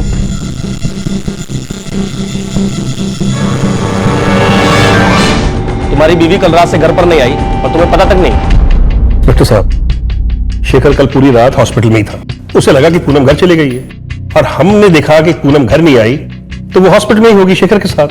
और जब मैं सुबह घर पहुंचा तो मुझे पता चला कि वो घर आई नहीं है। आपकी वाइफ डॉक्टर पूनम से बात करनी थी। मैंने उसको घर भेज दिया सर। तब से लेकर अब तक हम उसे ढूंढ रहे हैं। कुछ फोन वोन किया? उसका फोन स्विच ऑफ आ रहा है। कहीं अपने आप से तो नहीं चली गई? बच्चे के साथ जो हादसा हुआ अस्पताल में उससे परेशान होकर भाग गई हो? हम लोग रेप्यूटेड डॉक्टर्स हैं सर, हर ऐसे केस के बाद परेशान होकर क्या हम घर छोड़ देंगे? तो उससे पूछा मैंने, उसको जवाब दे रहे थे। और अगर इतना ही शौक है तो इसको थाने में ले आकर अलग से पूछूं मैं? हाँ? नहीं सर, सर ऐसा कुछ नहीं है। मुझे हर डिटेल चाहिए, जब से तुम्हारी भी हॉस्पिटल से निकली थी तब से लेकर अब तक। दीदी अब तक आदित्य की मौत के सदमे के बाहर नहीं आ पाई है। सदमा या पछतावा? ये तो खुद ही चाहती थी ना कि आदि मर जाए। मैं अपने बच्चे को कैसे मारूंगी? वो बेटा था मेरा। ये क्या बोल रहे हो साहब आप? ये मैं नहीं कह रहा हूँ, ये तुम लोग बातें कर रहे थे तो नर्स ने सुन लिया। सर प्लीज आप उस नर्स की बातों में मत आइए, वो बहुत पहुंची हुई चीज है साहब। अच्छा खैर मैं तो यहाँ तुझे ही लेने आया, चल हमारे साथ। साहब आप तो सब चीज जानते हो, दीदी की ऐसी हालत में मुझे कैसे छोड़ के जाओगे साहब? आपको जो पूछना है आप इधर ही पूछ लीजिए ना साहब, मैं सब कुछ बताता हूँ आपको। जिस दिन आदि की मौत हुई उसी दिन से डॉक्टर पूनम भी लापता है। कहाँ है वो? क्या किया तूने उसके साथ? सर गायब नहीं, भाग गई होगी सर। सब पहले बच्चे की जान ली, फिर पुलिस के डर के मारे वो भाग गई। अच्छा पहले तूने डॉक्टर पूनम को धमकी दी और वो लापता हो गई, फिर तूने खुद ही दृष्टि पे हमला कर दिया। हमला? ये क्या बोल रहे हो साहब? विकी झूठ मत बोल। साहब मैं झूठ नहीं बोल रहा, वो नर्स झूठ बोल रही है साहब। साहब अपनी सच्चाई छुपाने के लिए वो ये सब ड्रामा कर रही है साहब। उसकी सच्चाई सबके सामने मैं ला दूं इसके पहले वो मुझ पे उंगली उठाना चाहती है साहब। अगर तेरी बातों में जरा सा भी झूठ निकला ना तो लॉकअप में उल्टा लटका के मारूंगा तुझे। फिलहाल तो हम जा रहे हैं, लेकिन तू शहर से बाहर जाने की सोचना भी मत।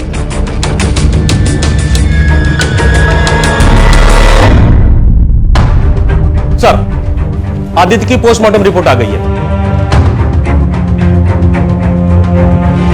सानी मौत का कारण है हार्ट फेलियर। कहीं ऐसा तो नहीं कि बच्चे की हार्ट की पहले से ऐसी कोई कंडीशन थी जिसके बारे में डॉक्टर्स को पता ही नहीं चला? पॉसिबल है सर, लेकिन सर अगर ऐसा है तो ये कैसे पता चलेगा कि नेग्लिजेंस किसकी तरफ से हुई थी? या तो डॉक्टर्स जिन्होंने सावधानी नहीं बरती, या फिर फैमिली मेंबर्स जिन्होंने प्रॉब्लम को इग्नोर किया। एग्जैक्टली इसीलिए सिर्फ इतने से काम नहीं चलेगा, एक और डिटेल्ड पोस्टमार्टम रिपोर्ट मंगवाओ। टाइम लगता है तो लगने दो, लेकिन सब कुछ क्लियर होना चाहिए, वो ज्यादा जरूरी है। और सर बॉडी? अगर पोस्टमार्टम वाला डॉक्टर बोलता है तो बॉडी को रिलीज कर दो। और हाँ, डॉक्टर पूनम के बारे में पूछताछ से कुछ पता चला? नहीं सर, हॉस्पिटल से निकलने के बाद से ही उनका फोन स्विच ऑफ है। सर मैंने हॉस्पिटल से बात करके उनके क्रेडेंशियल भी निकलवाए, सब चेक भी करवाया, सब कुछ जरूरी लगता है सर। सानी ये जो बच्चे की मां है चंद्रिका और बच्चे का मामा विक्की, दोनों काफी डाउटफुल लगते हैं। दोनों की डिटेल्स निकलवाओ। विक्की पे वैसे तो मैंने नजर रखवाई हुई है, ये कुछ भी कर सकता है। हाँ एक काम करो, डॉक्टर पूनम की फोटो को सर्कुलेट करवाओ और अपने खबरी नेटवर्क को एक्टिवेट कर दो। Sir excuse me sir. Hello, शुरू से बताइए क्या हुआ था? सर मैं और दृष्टि आपसे मिलने के बाद किसी भी तरह जल्दी जल्दी घर पहुंचे और तैयार होकर हम सब अलग अलग गाड़ियों में हॉल के लिए निकले थे।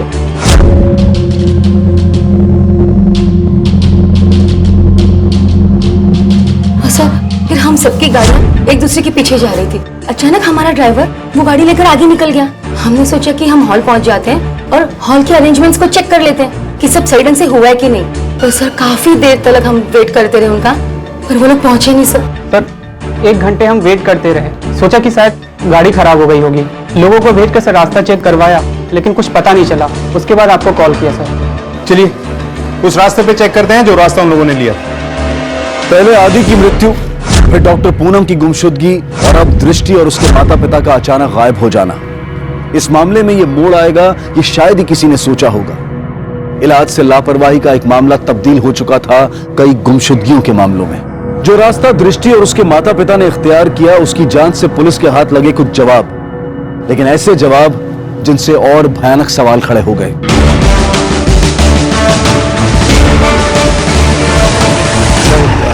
ये रास्ता हॉल की तरफ जाता है और ये दूसरा रास्ता? सर वो तो सुनसान रास्ता है। हो सकता है उन लोगों ने इसी रास्ते पे गाड़ी ली। एक बार चेक करते हैं, गाड़ी इस तरफ ले चलो।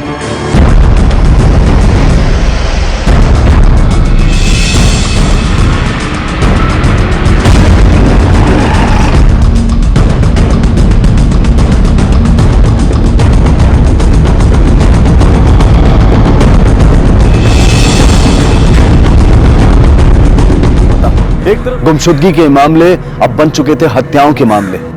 लेकिन क्या इन हत्याओं और हॉस्पिटल में हुई आदि की मौत के बीच में कोई कनेक्शन था, या फिर इसके पीछे कोई और ही कारण था? मामला पेचीदा होता जा रहा था और पुलिस की मुश्किलें बढ़ रही थी। घर से सबसे आखिर में तुम निकले थे, कुछ देखा था रास्ते में? मैंने तो हमेशा वाले रास्ते गलत रास्ता आया ही नहीं। रास्ते में ना दिशु ना चाचा चाची ना गाड़ी दिखी सर। वो ड्राइवर कार की रेंटल कंपनी से था या बाहर से? सर वो गाड़ी लेकर खुद आया था sir, A to Z car solution. Sir मैंने खुद बुक की थी।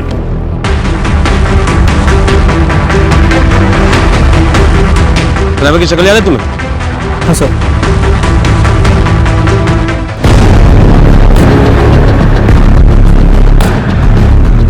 सर गन शॉट वुंड और खून के छींटों से साफ पता चलता है कि गोली एकदम पास से चली है, पॉइंट ब्लैंक रेंज से। फोरेंसिक जांच चल रही है सर। प्राइमा फेसी तो रॉबरी की लगती है।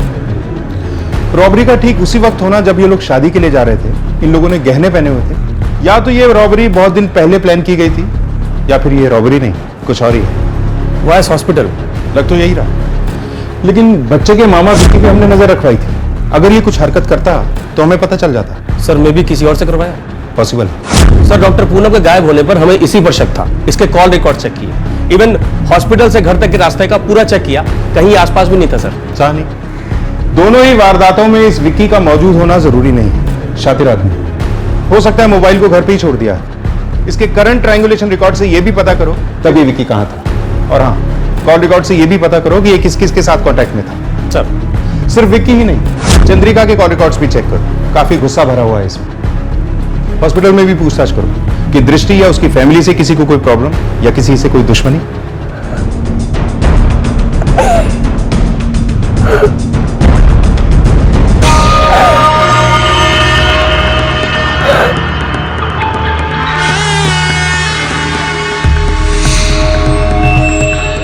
सर एक बात अजीब नहीं लगती?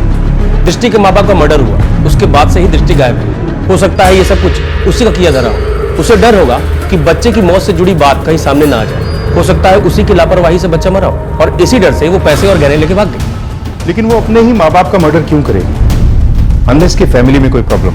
तानी, इनकी फैमिली से पूछताछ करो। ये चारों केस बहुत ही अजीब है। फिर डॉक्टर पूनम का गायब होना, फिर दृष्टि के माँ बाप का मर्डर और दृष्टि का गायब होना। सानी, इन चारों केसेस के आपस में जुड़े हुए होने की गुंजाइश है।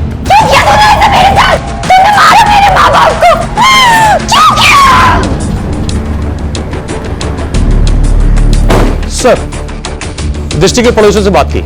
पड़ोसियों के मुताबिक फैमिली एकदम नॉर्मल थी, बस दृष्टि की मां नीला थोड़ी झगड़ालू थी सर। पड़ोसियों से अनबन रहती थी हमेशा। अच्छा, वो गाड़ी जिसे दृष्टि और उसके माँ बाप को हॉल तक ले जाने के लिए हायर किया गया था, उसकी रेंटल कंपनी से बात हुई? सर ऐसी कोई कंपनी है ही नहीं, और पवन ने जो नंबर दिया था वो भी फर्जी है सर। सर मुझे लगता है ये पवन हमसे झूठ बोल रहा है। हो सकता है। सर मैंने चंद्रिका और विक्की दोनों के कॉल रिकॉर्ड्स और ट्रायंगुलेशन रिकॉर्ड्स चेक करवाए। दोनों घर पर ही थे वारदात के समय। हाँ, लेकिन शायद ये दोनों गाड़ी चलाने वाले ड्राइवर को जानते होंगे। एक बार फिर से मिलते हैं इन लोगों से। सिंह,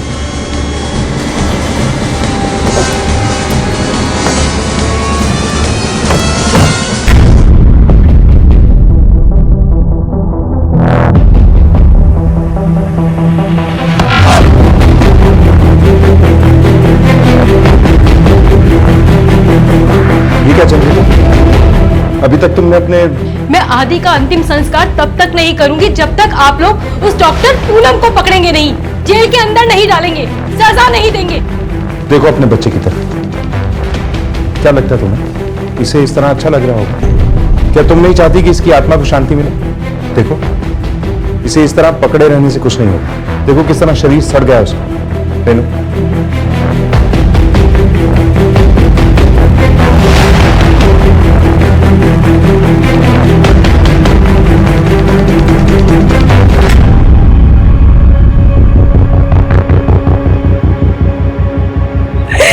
मेरी ही गलती। तुम्हारी वजह से? हाँ, हमेशा उसको कोसा करती थी। उसके बाप के मरने के बाद उसकी देखभाल करना बहुत मुश्किल हो गया था मेरे लिए। सोचती थी वो भी अपने बाप की तरह मर जाए। मुझे क्या पता था कि ये सच हो जाएगा और मेरा आदि मुझे छोड़ के चला गया।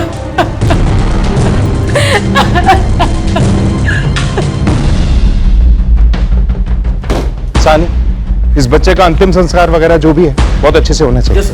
और हाँ, विकी को उठाओ, उसे इंटेरोगेट करो। देखो कि जो ड्राइवर दृष्टि की गाड़ी चला रहा था उससे कोई कनेक्शन निकलता है क्या? सर, वाईएस हॉस्पिटल की हिस्ट्री चेक की, ये मालूम पड़ा।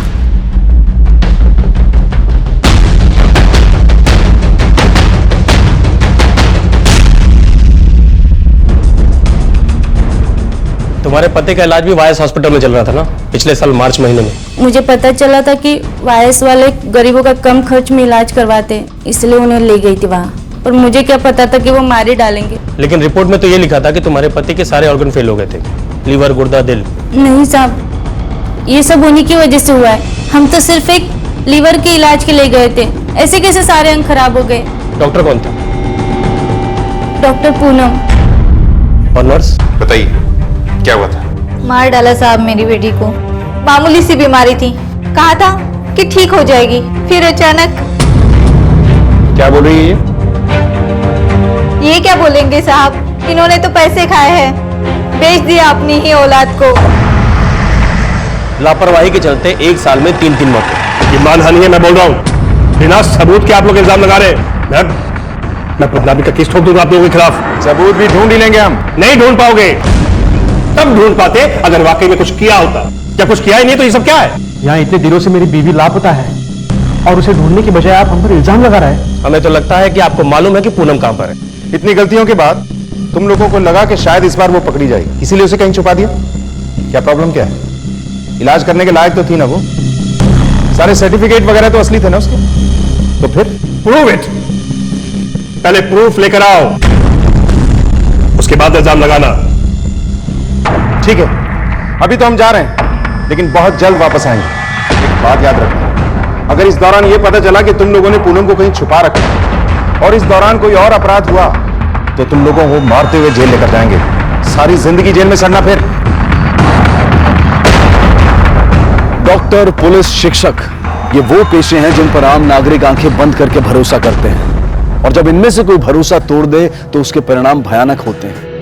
बदकिस्मती से लापरवाही के ज्यादातर पीड़ित सामने नहीं आते, और अगर सामने आते भी हैं तो उन्हें साबित करना बहुत मुश्किल होता है, या फिर सच्चाई कुछ और ही थी।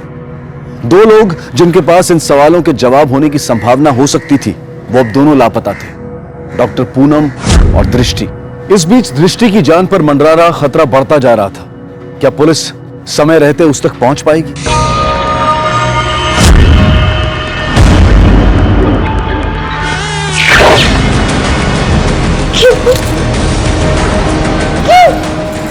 हम बार बार इन सभी वारदातों में कनेक्शन ढूंढने की कोशिश कर रहे हैं। ऐसा भी तो हो सकता है कि इन सभी वारदातों का आपस में कोई कनेक्शन हो ही नहीं। दृष्टि के कजन पवन से यह पता करो कि इस ड्राइवर और उस कार रेंटल कंपनी का कांटेक्ट इसे कहां से मिला था।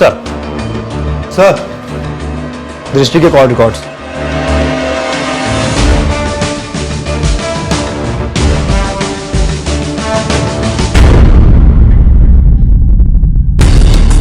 हमें कानून सिखाने की कोशिश मत करो, ये कानून हम रोज ही लागू करते हैं। जितना पूछ रहा हूं उसका जवाब दो।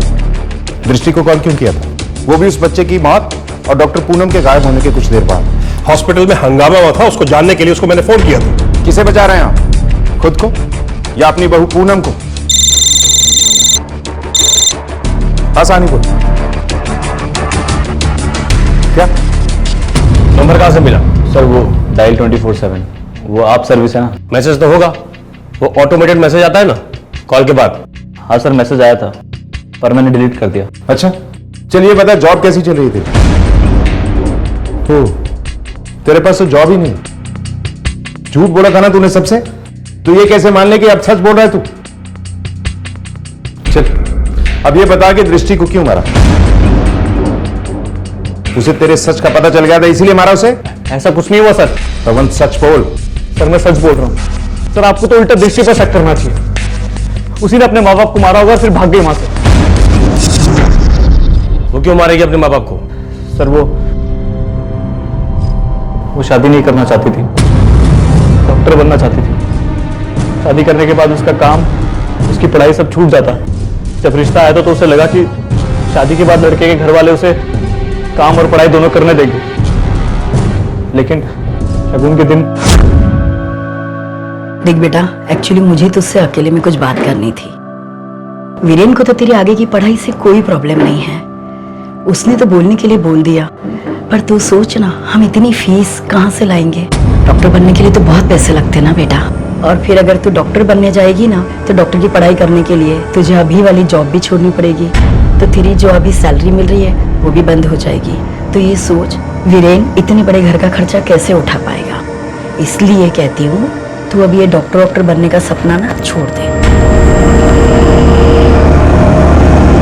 मैं ये शादी नहीं करूंगी। ये बात पहले क्यों नहीं बताई तूने हमसे? सर मुझे पता नहीं था कि वो इस हद तक चले जाएगी, लेकिन मैं जानता हूँ ना उसे, गलत बात बर्दाश्त नहीं होती उससे। उस दिन जो हुआ, अपनी माँ के गुस्से के कारण उसके पास कोई चारा नहीं था, इसलिए वो मान गई। लेकिन ये बात उसे कितनी खली होगी ये मैं ही जानता हूँ सर। सीधे सीधे कुछ कर नहीं पाई, इसलिए उसने गुस्से में शायद। जो लड़की अपनी माँ की जान बचाने के लिए रिश्ते को हाँ बोल देती है, उसी ने गुस्से में आके अपने माँ बाप की जान ले ली। ये बात कुछ अजीब नहीं लगती तुझे? सर वो सब मुझे नहीं मालूम, मुझे जो पता था, मैंने जो जो देखा मैंने आपको सब बता दिया। अब मैं और क्या कहूं? सानी, उस गन के बारे में पता चला जिससे गोली चलाई गई थी? देसी कट्टा था सर, बैलिस्टिक रिपोर्ट से कंफर्म हुआ। पता चला कि ये कट्टा कहां से खरीदा गया था? नहीं सर, इंक्वायरी कर रहे हैं। और वो ड्राइवर, उसके बारे में कुछ? नहीं सर। सानी, ये ड्राइवर ही इस केस में मिसिंग लिंक है। ड्राइवर जिसका हमने स्केच बनवाया था उसे सर्कुलेट करवाओ, साथ में दृष्टि की फोटो भी, शहर में भी और शहर के बाहर भी। सर तो मान के चले कि ये हॉस्पिटल का एंगल का इस मर्डर से कोई कनेक्शन नहीं है। नहीं सानी, हम किसी भी एंगल को रूल आउट नहीं कर सकते। ये ड्राइवर इस क्राइम का हिस्सा भी हो सकता है और खुद शिकार भी। ये भी पॉसिबिलिटी है कि यशवंत ने ये सब कुछ किया। उसने दृष्टि को 2 बार कॉल किया था जिसका उसके पास कोई जवाब नहीं। या फिर ऐसा भी हो सकता है कि दृष्टि को ऐसा कुछ पता चल गया जिसकी वजह से यशवंत और शेखर ने उसे मरवा दिया। और सर डॉक्टर पूनम पर भी कोई अपडेट नहीं है। डॉक्टर पूनम और दृष्टि का उन सारे केसेस में इन्वॉल्व होना और एक ही समय में एक ही तरह से गायब होना, सर मुझे कोइंसिडेंस नहीं लगता। एग्जैक्टली। और चंद्रिका और विक्की, इनके पास भी उतना ही बड़ा मोटिव है दृष्टि और उसके परिवार को नुकसान पहुंचाने का। सभी एंगल्स को टटोलो, हम किसी को भी क्लीन चिट नहीं दे सकते। सर हम सबके अपने अपने सपने होते हैं, महत्वाकांक्षाएं होती हैं। हम सब इन सपनों का महत्व समझते हैं, तो फिर क्यों इंसान कई बार अपने सपनों को इतना महत्व देकर दूसरों के सपनों को नजरअंदाज कर देता है? बहरहाल डॉक्टर पूनम की गुमशुदगी को लेकर अब भी पुलिस को कोई कामयाबी नहीं मिली थी, लेकिन फिर सर जिस आदमी ने बंदूक बेची थी उसका पता चल गया है। ब्लैक मार्केट में चोरी की बंदूकें और देसी कट्टा बेचता है। सर इंटरेस्टिंग बात यह है कि इसने उस ड्राइवर के स्केच को पहचान लिया है। इसी ड्राइवर ने इससे देसी कट्टा खरीदा था। पूरे एरिया की अच्छी तरह से तलाशी लो, इस ड्राइवर का मिलना बहुत जरूरी है। हो सकता है इन तीनों मामलों में यही शामिल है। अपने पूरे खबरी नेटवर्क को एक्टिवेट कर दो और विजिलेंस को और बढ़ा दो।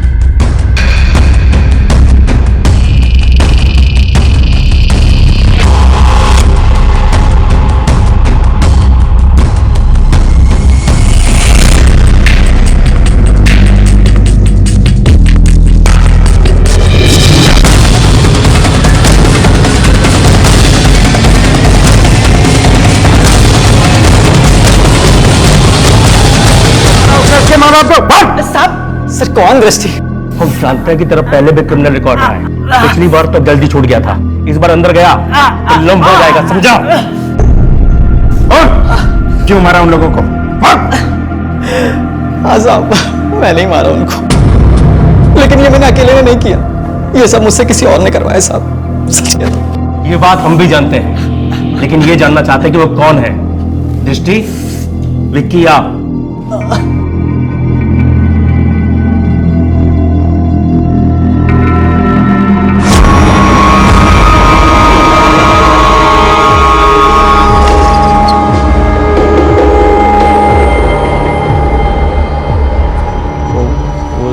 मेरा प्लान नहीं था सर, वो सब दृष्टि का प्लान था। वो दृष्टि को सर अपने माँ बाप पे बहुत गुस्सा आया हुआ था, वो उसकी जबरदस्ती शादी करवाए थे ना सर, इसलिए उसको तो जॉब करनी थी, वो घर छोड़ के भागना चाहती थी अपने सपने पूरे करने की। आई नो कि ये गलत है, पर इसके अलावा कोई और ऑप्शन नहीं है पवन। देख पवन, मुझे तेरी सिर्फ थोड़ी सी हेल्प चाहिए। डॉक्टर बनना चाहती हूँ मैं, और ये जो गहने हैं ये सब मेरे लिए तो है ना, मैंने ही तो बनवाए थे, मेरे ही काम आएंगे। मैं प्रैक्टिस कर सकती हूँ, लोगों की जानें बचा सकती हूँ। वो सब तो ठीक है, मगर रॉबरी में कोई गड़बड़ी हो गई तो? मैं सब कुछ संभालूंगी, तुझ पे कोई इल्जाम नहीं आएगा पवन। पवन देख, वो गहने बेचने से जो भी पैसे आएंगे ना, थोड़े बहुत पैसे मैं तुझे भी दे दूंगी। तू अपना छोटा मोटा बिजनेस स्टार्ट कर लेना, मेरा ड्रीम पूरा हो जाएगा पवन, मैं डॉक्टर बन जाऊंगी। प्लीज यार पवन, एक छोटी सी रॉबरी तो स्टेज करनी है, इतना भी नहीं हो सकता क्या तुझसे? या तू वाकई में इतना गया गुजरा है कि इतना भी नहीं कर पाएगा? उसने फिर से वही किया। मैं तो जैसे मैं जानता था कि भले ही मुझे कभी कहकर ना बुलाए, पर अंदर से वो भी मुझे नालायक मानती है। पहले सर हमारा प्लान रॉबरी का था। जॉब ढूंढते वक्त मैं जोगी से मिला। कौन? वो ड्राइवर? वो और मैं साथ में ही जॉब ढूंढते थे। उसका छोटा मोटा क्रिमिनल रिकॉर्ड था, तो मुझे लगा ये सही आदमी है, तो मैंने उसे कांटेक्ट किया और हमने रॉबरी प्लान किया।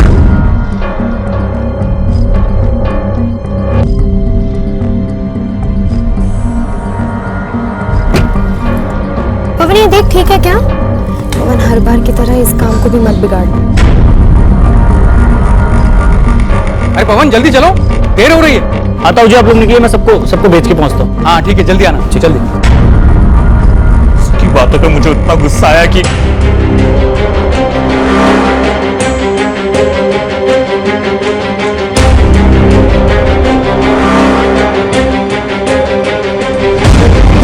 भाई ये गाड़ी कहाँ ले जा रहे हो? ये कौन सा रास्ता है ये? अरे बोलते क्यों नहीं? कहाँ ले जा रहे हो आप? अरे क्या गाड़ी?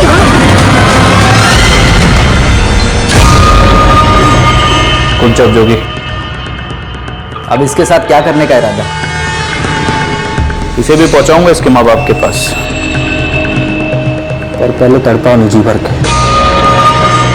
बचपन से इसके चलते जो ताने जो गालियां पड़ी हैं, सबका बदला लेना। मैं तो मानो घर में पड़ा हुआ कचरा था। मेरी अपनी माँ उससे ज्यादा उससे प्यार करती थी। मैं जो भी करता, जितनी भी कोशिश करता, मेरी माँ के लिए हमेशा कम था। जीती जी तो सब पर दृष्टि का जादू सवार था, लेकिन मरने के बाद दृष्टि कहाँ है?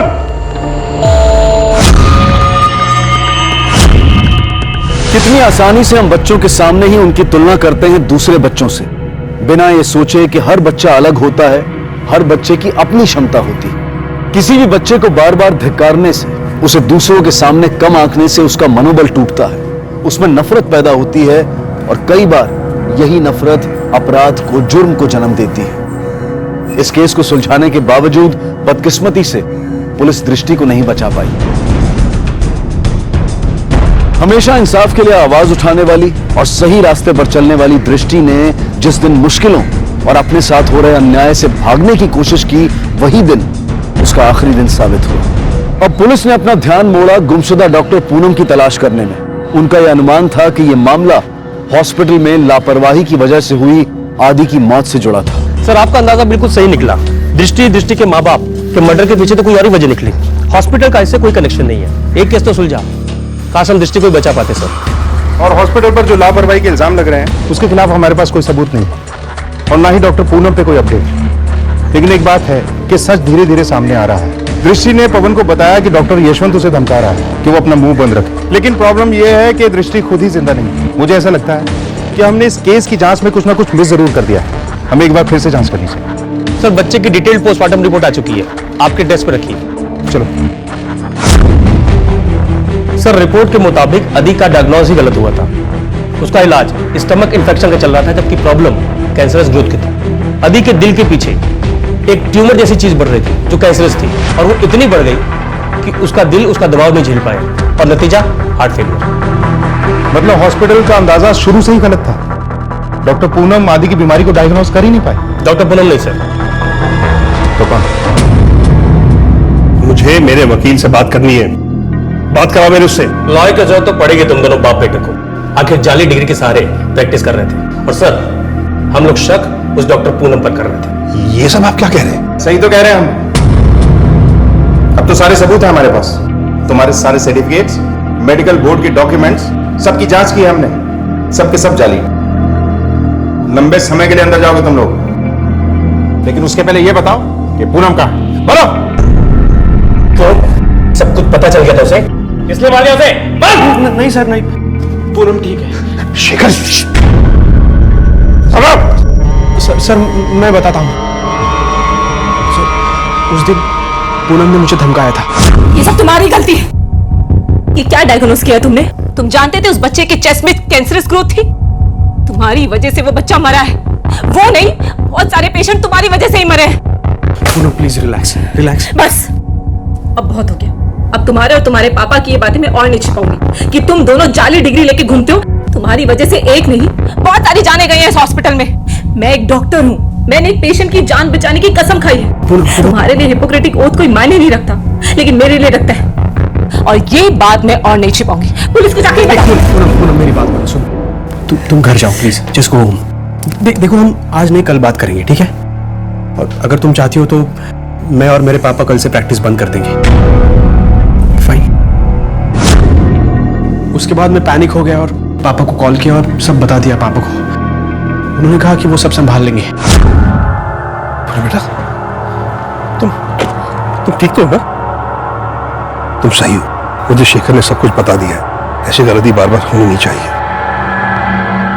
मैं और शेखर, हम दोनों अपनी प्रैक्टिस बंद कर देंगे। I know this is not the right time, लेकिन बेटे एक हाउस कॉल आया है, पुराना पेशेंट है और मैं चाहता हूं कि तुम मेरे साथ चलो। मैं और कोई रिस्क लेना नहीं चाहता। प्लीज। ओके पापा। Okay, let's go. उसके बाद पूनम को मैं मेरे फार्म हाउस पर ले गया और उसे वहां लॉक कर दिया। सोचा कि वो समझ जाएगी, अपना जिद छोड़ देगी, लेकिन कोई फायदा नहीं हुआ। अब पूनम कहाँ है? कहाँ है पूनम? दो मामले जो जुड़े हुए से लगने के बावजूद असलियत में बिल्कुल अलग और जुदा साबित हुए। एक तरफ अपनी महत्वाकांक्षाओं की वजह से दृष्टि को अपने प्राणों से हाथ धोना पड़ा, और दूसरी तरफ यशवंत ने अपने अति महत्वाकांक्षी स्वभाव के कारण जाली डिग्री के बलबूते पर डॉक्टरी का पेशा अपनाया। इतना ही नहीं, अपने बेटे शेखर को भी इस तरह की जाली डिग्री दिलवाकर अपने ही नक्शे कदम पर चलवाया, और नतीजा, इनकी लापरवाही की वजह से कई मरीजों की जान गई। पुलिस आखिरकार डॉक्टर पूनम को बचाने में सफल रही, और साथ ही पुलिस चंद्रिका को भी इंसाफ दिला पाई। हर इंसान को जीवन के किसी न किसी मोड़ पर एक डॉक्टर की जरूरत पड़ती है।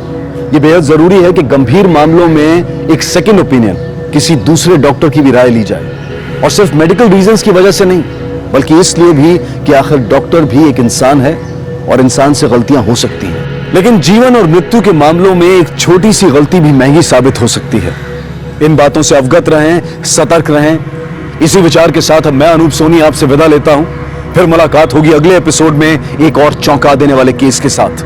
तब तक अपना और अपने परिवार का ख्याल रखें और देखते रहें क्राइम पेट्रोल डायल 100। सबक एक को सीख हम सबको। जय हिंद। इस तरह के और भी एपिसोड देखने के लिए हमारे चैनल को सब्सक्राइब करें और बेल आइकन दबाना ना भूलें।